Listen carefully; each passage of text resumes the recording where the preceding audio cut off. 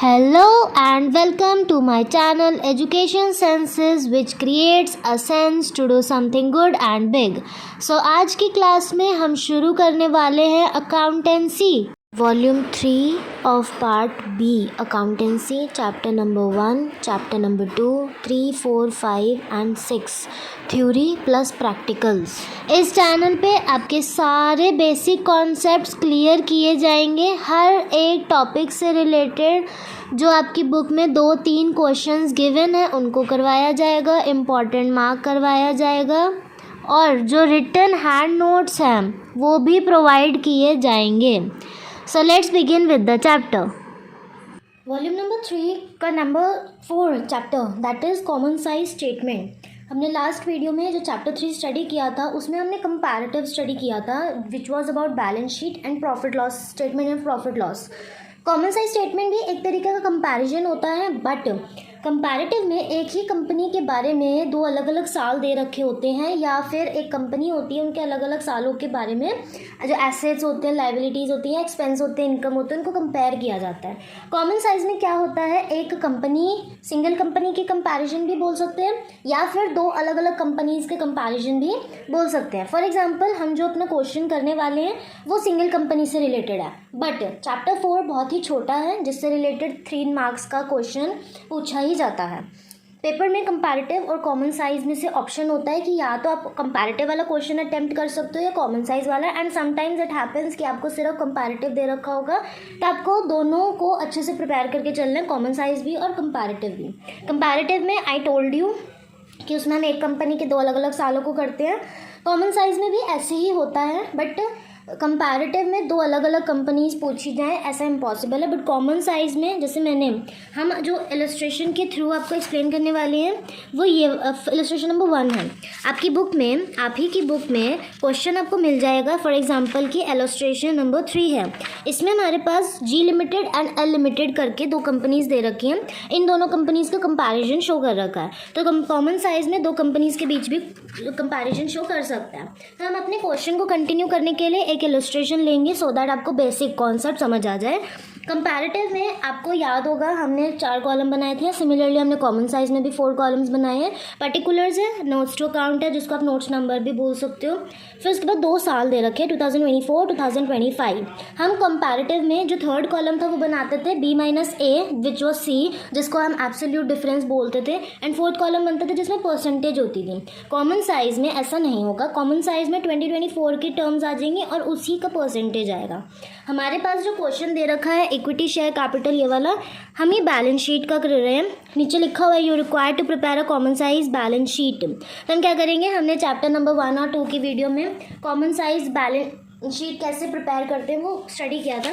तो हम balance sheet के फॉर्मेट को यूज़ करके इस पूरे क्वेश्चन को नोट डाउन कर लेंगे। परसेंटेज निकालने का जो मेथड है वो सबसे मेन है इस चैप्टर में। तो हम अपने क्वेश्चन को नोट डाउन कर लेते हैं बैलेंस शीट के फॉर्मेट में।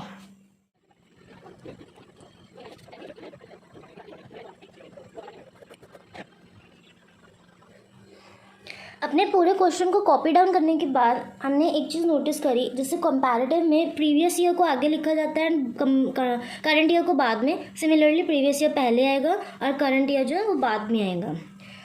तो हम अपने परसेंटेज कैसे निकालेंगे, परसेंटेज निकालने के लिए हम एक कॉमन बेस लेते हैं। हमने 10th क्लास तक एक चीज़ स्टडी करी थी कि जब हम कॉमन बेस लेकर के करते हैं तो हम उसको HCF या LCM के उसमें नेम देते हैं कि यहाँ पे कॉमन ले रखा है तो वो कॉमन उसमें आ जाएगा। सिमिलरली नाम से सजेस्ट हो रहा है कि कॉमन साइज स्टेटमेंट है तो कॉमन लेकर के फिर परसेंटेज कैलकुलेट की जाएगी। तो हम क्या करेंगे, हम अपनी परसेंटेज को जब कैलकुलेट करने लगेंगे तो हम एक कॉमन बेस ले लेंगे। फॉर एग्जांपल 2024 के इक्विटी एंड लाइबिलिटी के लिए हमने 40 को एज अ बेस चुन लिया एंड एसेट्स के लिए भी 40 as a base. Balance sheet में I told you in the last video कि बैलेंस शीट में इक्विटी एंड एसेट्स हमेशा जो उनका टोटल होता है वो सेम आते हैं। स्टेटमेंट एंड प्रॉफिट लॉस में जो एक्सपेंस और इनकम को हम कैलकुलेट करते हैं वो अलग अलग हो सकते हैं, बट एसेट्स और लाइबिलिटी सेम होती है ताकि बैलेंस शीट टैली कर जाए। हम अपनी परसेंटेज को कैलकुलेट करने के लिए हम जब कॉमन बेस 40 लेंगे तो हम इसको इसको 18/40 इंटू 100 ऐसे सॉल्व करके 45% निकालेंगे। तो सिमिलरली 40 को बेस लेकर के हम अपने 24 के परसेंटेज को कैलकुलेट करेंगे। हमें फर्स्ट वाली पता चल गई 45% है। सिमिलरली 4/40 यानी कि 10% है। फिर 14/40 इंटू 100 35% हो गया एंड 4 वही सेम 10% हो गया। अब आप इसका टोटल करोगे तो ऑटोमेटिकली 100 आ जाएगा। कंपैरेटिव में टोटल नहीं करते, उसमें सॉल्व करना पड़ता था, बट कॉमन साइज में आप टोटल कर सकते हो। सिमिलरली आप एसेट्स के लिए 28/40 इंटू 100 करोगे तो 70 आ जाएगा एंड 12/40 इंटू 100 करोगे तो 30 आ जाएगा। इसका भी टोटल आपका 100 आ जाएगा। नेक्स्ट हम 25 के लिए 45 को बेस लेंगे तो इसमें भी वही होगा 18/45 इंटू 100। तो हम अपने सारे टर्म्स कैलकुलेट करने के बाद हम निकालेंगे 40%, फिर 5.4/40 इंटू 100, चाहो तो डेसिमल नीचे ले जा करके फिर 12% आ जाएगा। सिमिलरली नेक्स्ट हमारे पास 32% है, फिर आ जाएगा 16%। टोटल करने के बाद भी गॉट द 100%। यहाँ पे हमारे पास 68% एंड 32%, तो इसका भी हमारे पास बन गया 100%। तो इस तरीके से अपनी common size balance sheet prepare होती है। कॉमन साइज में समझ आ गया होगा कि जो टोटल है उसको बेस मान लो, उस बेस मानने के बाद उसको कैलकुलेट करते रहेंगे। अब हम अपने स्टेटमेंट ऑफ प्रॉफिट लॉस के कॉमन साइज कैसे प्रिपेयर करते हैं वो देखेंगे। प्रॉफिट एंड लॉस के लिए भी हम अपने बुक में से एक इलस्ट्रेशन फाइंड आउट करेंगे। आप जब क्वेश्चंस चेक करते जाओगे तो यू विल नोटिस दैट कि आपके पास कंपनीज को लेकर के भी क्वेश्चन आएंगे। तो that should not be your problem, because formula आपको पता चल गया, फॉर्मेट आपको पता चल गया, मेथड पता चल गया, तो क्वेश्चन ईजी हैं। इस बुक में अप्रॉक्स 16 to 20 क्वेश्चन होंगे सारे मिला करके, तो आप उनको ट्राई कर सकते हो। हम अपने स्टेटमेंट ऑफ प्रॉफिट लॉस का फॉर्मेट जो हमने चैप्टर 1 और 2 में फॉर्मेट पढ़ा था वो स्टडी किया था। तो हमारे पास ये इलस्ट्रेशन 4 है जो हम कंटिन्यू करेंगे। इसमें भी हमारे पास 2 साल के वो दे रखे हैं, टर्म्स दे रखे हैं। तो हम क्या करेंगे, SPL का फॉर्मेट याद करते हुए, ये यहाँ पे बना भी रखा है, इसको जो गिवन है उन सारी टर्म्स को वहाँ पे लिखते हुए हम अपने टेबल को बनाएंगे। पूरे क्वेश्चन को as it is same to same copy करना है।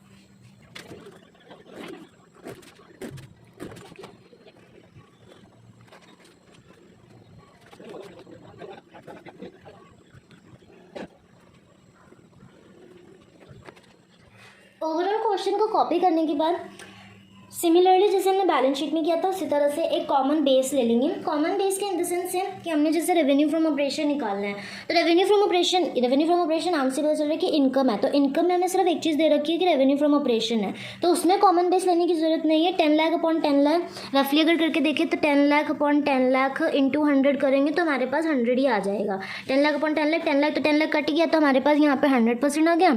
Similarly 12 lakh upon 12 lakh into 100 करेंगे तो 100% आ गया। सारा वर्किंग नोट इधर का बनेगा, चाहो तो रफली आप शो भी कर सकते हो। जब आप एक्सपेंसेस के लिए कॉमन बेस लेने लगोगे तो कॉमन बेस बहुत सोच के लेना पड़ेगा, बिकॉज कई बार बच्चे क्या करते हैं टोटल में से 770 को कॉमन बेस लेकर के चले थे, बट नहीं, जब आपने 2023 के लिए रेवेन्यू फ्रॉम ऑपरेशन के लिए 10 लाख को बेस ले लिया तो आप 6 लाख 1 लाख 20,000 50,000 इन तीनों के लिए 10 लाख को बेस लेकर चलोगे तो आपके पास कॉस्ट ऑफ मटेरियल के लिए 6 लाख और इसका जो कॉमन बेस है 10 लाख, उसको कॉमन बेस लेने के बाद इंटू 100 करके अपने जब कटिंग करोगे तो आपके पास 60% आ जाएगा। तो सिमिलरली 1,20,000 50,000 इनके लिए भी कॉमन बेस हमारा 10 लाख ही कंटिन्यू किया जाएगा। एंड सिमिलरली 2024 में 12 लाख अगर बेस लिया था तो हम एक्सपेंसेस में 6,60,000 1,20,000 और 96,000 इन तीनों के लिए 12 लाख को बेस लेके चलेंगे।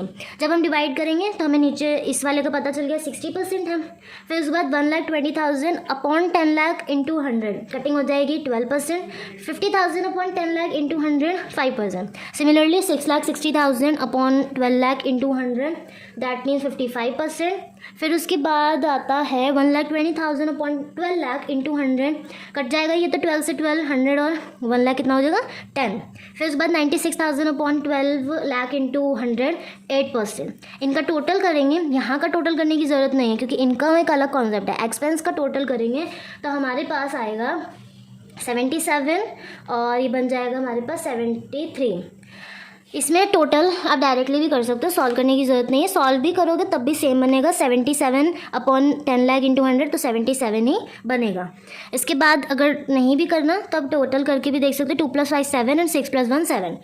तो इसमें दोनों चीज़ें चल जाती हैं। अब स्टेटमेंट ऑफ प्रॉफिट लॉस का लास्ट में एक मेथड था प्रॉफिट बिफोर टैक्स।